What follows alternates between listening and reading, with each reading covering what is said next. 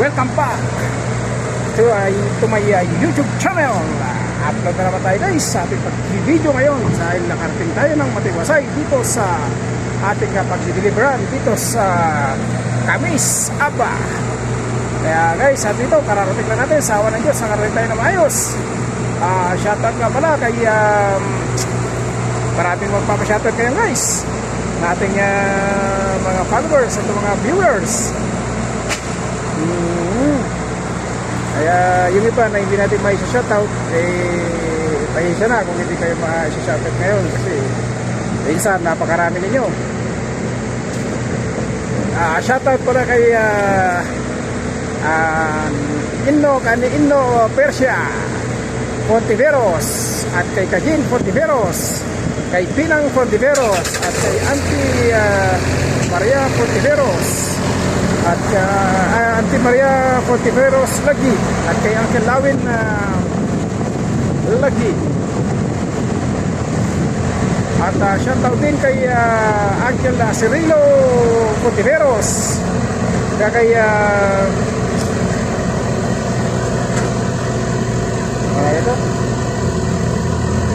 kay Auntie Elina Fontiveros at kay Domingo Fontiveros,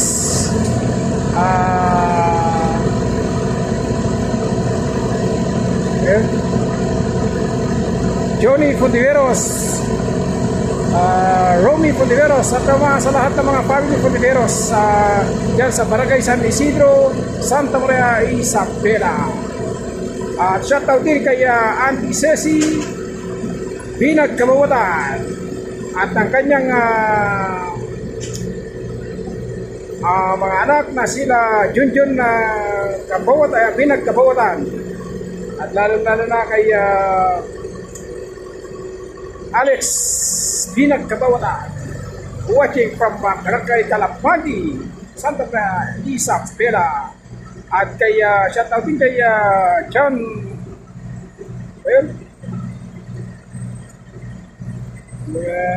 kaya na kasi hindi ko masyadong naikis na lahat yung mga ninyo mga pangalan ninyo. Basta sa inyo lahat, shoutout sa inyo lahat. Ito na guys, ang ating truck ngayon. Dinidiskarga na guys. Ayan ang ating truck ngayon dito sa depo ni Almaray. Napalaki-laking depo to guys. Ayan na guys, napakalaki lang depo rito sa Abha, Camis. Punong-puno pala guys ng punong-puno pala ng gatas, kaya pala mabigat yung gatas na tagi 2 liters. Kaya pala mabigat yung takbo ng truck. Hirap na hirap. Ngayon ko lang nakita, pumasok ko doon sa loob, puno pala ng gatas. Shoutout sa inyo lahat dyan sa aking pinakamamal na ina, walang iba kundi si Remedios Soriano Madamba Bakut. Shoutout sa iyo ito. At shoutout kay Ma Eliza Jane Kabawatan Bakut. Yan ang aking bunso na nagpapa-shoutout sa akin.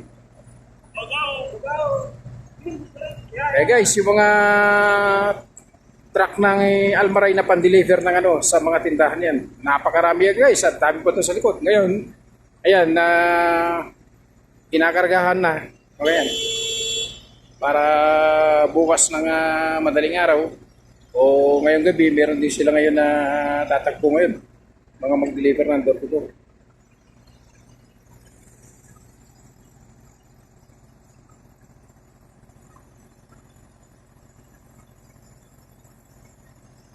Yan guys, nung ako'y nung kabataan ko pa, yung mga family Fontiveros na yan, lalong-lalo na si Uncle Eyo, saka si Uncle Eyo Fontiveros. Nung siya'y nabubuhay pa nung araw, yung bahay nila open sa akin. Yung kusina nila, pinapasok ko yung kusina nila, doon kami kumakain. Ang Lalong-lalo na ang kanyang may bahay ng Kaleyo, si Inno Persia Fontiveros. Pinapasok namin yung kusina nila, doon kami kumakain noon, kaya wala akong masabi dyan. Kaya Uncle Eyo Fontiveros at ng kanyang may bahay na si Inno Persia Fontiveros. Napakabait po yan mga yan. Walang kasing bait, basta Fontiveros family, shout out sa inyo lahat.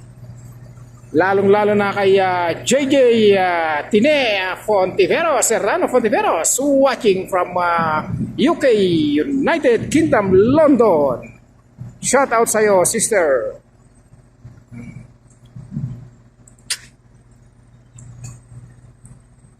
At shout out din kay Patuka sa Wala.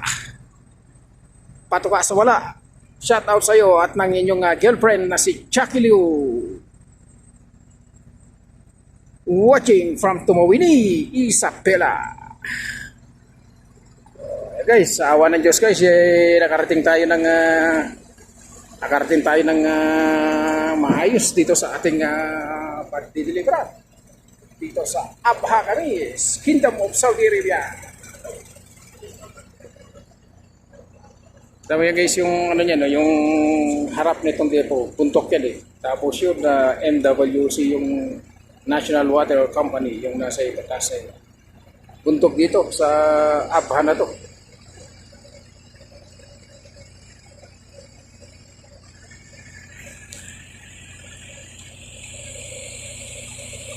Ganda talaga ng truck na Almaray na to naman, bagong-bago. Kanina, nung nandun ako si stoplight, tinawag ako nung Arabo na Saudi. Sabi sa akin, may ice cream daw. Sabi sa akin, may ice cream. Sabi ko, gatas itong pangarga. Sabi ko sa kanya ganon.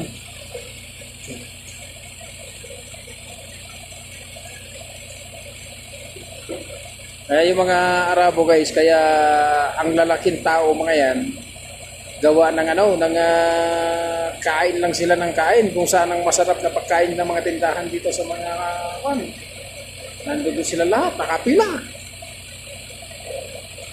Tapos kanina, pagdaan natin guys sa city ng Abha, dito sa city ng Abha kami sa to, ako lang ang truck kanina dumaan, isang truck talaga, kakaiba. Hindi naman ako hinuhuli kanina. Hindi naman ako hinuhuli ng mga polis. Dahil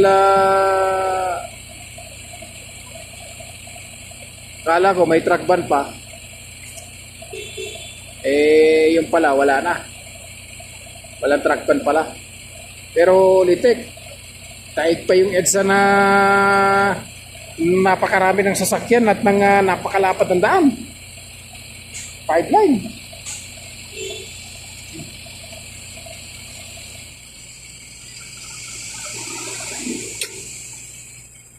Yeah guys, pansinin nyo yung clearance light ng trailer na yan. Kung sa Pilipinas hindi pwede yan. Kasi napakahaba ng trailer na yan, lilimang piraso lang yung clearance line niya sa gilid, maliliit pa. Kung sa Pilipinas yan, nasa 10 piraso na nilalagay dyan. O higit pa. Pero maliliwanag.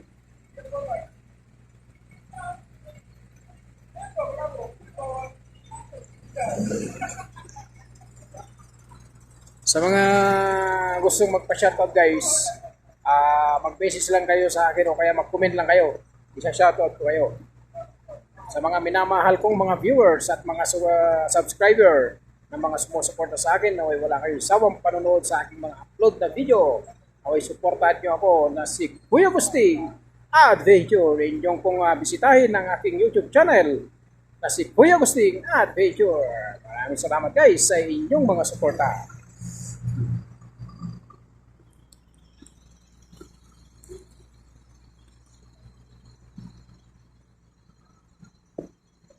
Yeah guys, ang laki ng logo na yun, yung tarpaulin na Almaray na yun.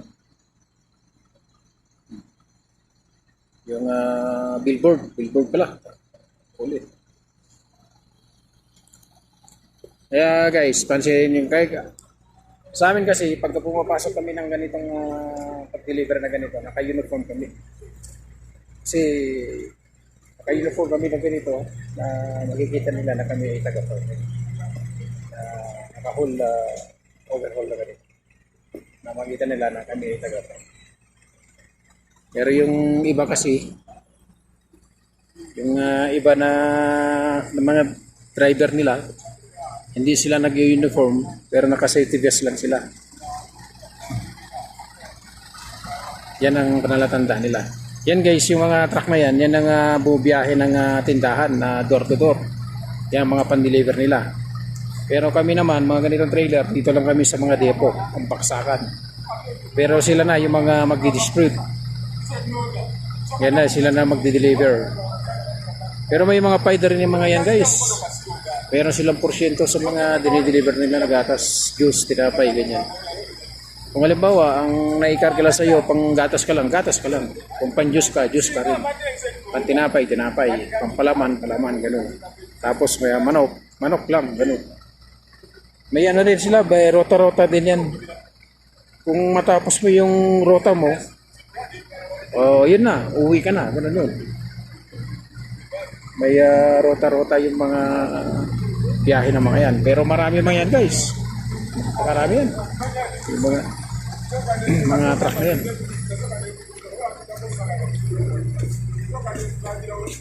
Ito guys yung ano niya. Yan yung set point niya.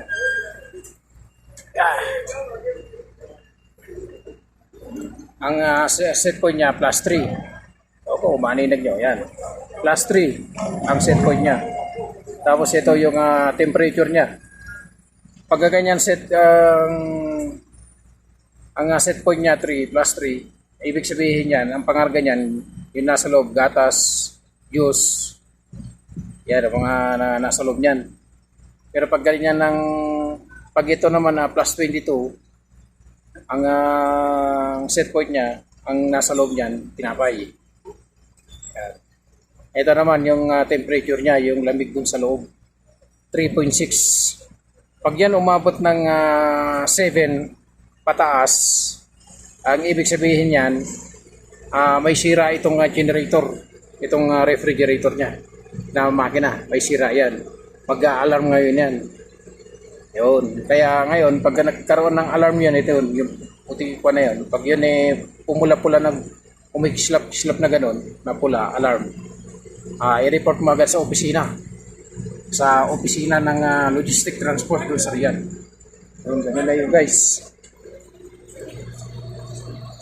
Ganun yung ating kanon dito.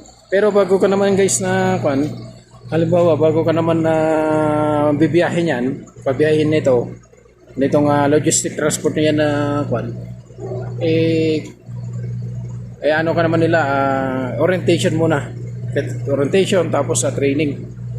Dahil yung katulad yan, yung pag-aatrasan na ganyan, may guide. Ito guys, mabuti nga rito maluwag dito sa pag-deliveran dito sa Abha. Kasi ito, mabuti ito maluwag yung ano niya, yung clearance niya. Pero sa ibang pag-deliveran ng mga depo, masikip, makitid. Kasi pag tumama dito yung gulong mo, sigurado, dito guys, pag tumama yung gulong dito, butas. Yan. Pero kailangan, lagyan mo siya ng clearance. Ayan guys, para hindi masagi ng gulong. Yan, para hindi masagi ng gulong ito. Itong stopper guide niya dito sa gilid. Bakal to guys, bakal yan. Kapag yan tinamaan nito, itong gulong na to, butas yung gulong mo. Problema ka na ngayon. Unang-una, pagdating mo doon sa planta, inspeksyonin nito ang trailer. Ito kasi sa amin guys, ang in-inspection lang nila doon sa planta, yung trailer lang. Kasi yung truck, sa amin yun. Sarili namin ng sa farming kasi kami. Yan guys. Ito, kailangan lagyan mo ng clearance yan doon sa kabila. Pati doon sa kabila. Yan. Yan ang ingatan mo yung gulong mag-ater. Tapos itong pinto. Itong pinto naman, ingatan mo rin na makapasok siya doon. Kailangan itong stopper na to, huwag lalapas dito. Kailangan naka-center dyan. Para hindi masira itong pinto, hindi siya papasok dun. Yan, bagong-bago guys itong itong trailer na to ni Almaray na to na reefer. Tawag kasi dyan, reefer Talaja. Kasi meron siyang sariling generator. Tapos yung reserva guys, dito kita nyo, yung reserva ng trailer dito nakasabit lang. Sa Pilipinas hindi pwede yan, nakawin yan, lalo na dito sa biyaheng pier. Ganyan lang guys yun, kasabit lang yan, dalawa yan. Ito pang tractor head, yung kabila ng trailer. Tapos may barrier na rin siya guys. Okay, so may barrier na rin. Tapos ayun ang diesel tank niya ng refrigerator.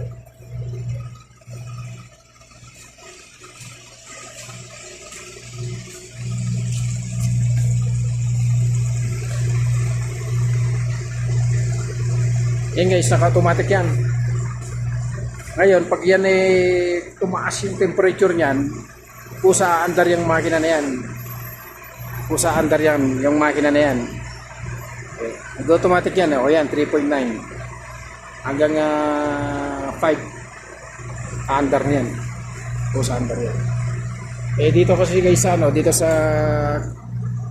dito sa Abha, maano yung klima? Malapit. Maganda yung klima rito. Kanina nga, pagdating ko rito, hindi na ako nag-aircon. Hindi ko na in-open yung aircon ko kasi malamig eh. Ginawa ko lang, binuksan ko lang yung bintana kasi mas maaliwanas yung pakiramdam pagka yung sariwang hangin ng sariwang hangin ng ating nalalanghap. Mas maigi yung ganyan na binubuksan ko yung bintana. Pero pagka yung matutulog ako sa syempre nakasarado yung bintana na yan, yung salamin. Gawa nga nang papasok yung lamok. Yan guys, tulad yan, nakabukas yan. Binuksan ko pa yan, di pa nakaano. Ang laki ng trailer na to guys, saka itong tractor head na to guys, wala kang makitang ganyan sa Pilipinas. Dahil napakamahal na to, made in Europe to eh. Itong man na to 2004 model. Wala akong nakakita ng ganyan na truck sa Pilipinas. Nakakita ako doon ng Volvo, yung single cup. Kumbaga dito sa Almaray yun, pinipace out na yung mga ganun na Volvo. Na dito sa Almaray. Kaya ang ginagawa na Almaray, puro bago. Every year kukuha ng bago yan. Every year kukuha ng bagong truck. Kaso, siyempre pag tayo matagal na rito sa Almaray guys, bibigyan din tayo, makakakit tayo ng ganyan, ng mga brado. Pero pag bago ka pa lang dito sa Almaray, ang bibigay lang sa'yo yung mga luma na truck. Pero may aircon. Pero hindi pa naman luma, ayos pa na yun. Kaso nga lang, kumbaga, nagamit na. Hindi kasi kagaya ng brand nyo talaga, na kapag brand nyo yung truck, kahit saan ka pupunta, kahit saan kaya i-dispatch, walang problema, wala kang alalahanin na aberya. Unang-una, bago yung gulong, bago yung truck, talagang mabango talaga sa loob.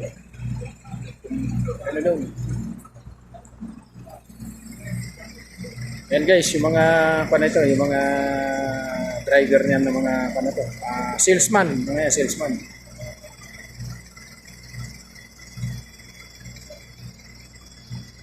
Tsaga-tsaga lang talaga rito ako guys kasi kumbaga dito nasanay na rin ako rito. Sanayan lang naman guys dito sa lumayo sa pamilya sa Saudi. Kasi kung gusto mo ng maihangon sa kahirapan ang pamilya mo na ayaw mo magutom, kailangan magtiis ka. Tinatawag ka nga na ang tawag sa atin nga kumbaga aligi ka ng tahanan, kailangan magsakripisyo. Sabi nga nila, sakripisyo. Para sa ganon,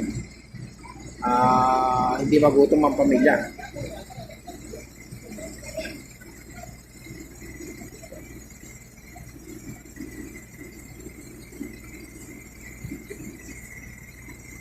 Yan yung mga guys, mga driver na yan. Mga naghintay yan ng makakargahan yan. Pagkatapos sila makargahan, parking na nila dun sa likod yung truck nila. Tapos bukas na sila tatakbo yan. Kaya mamaya madaling araw, gano'n. Tapos pagkatapos sila mag-deliver, uwi na sila.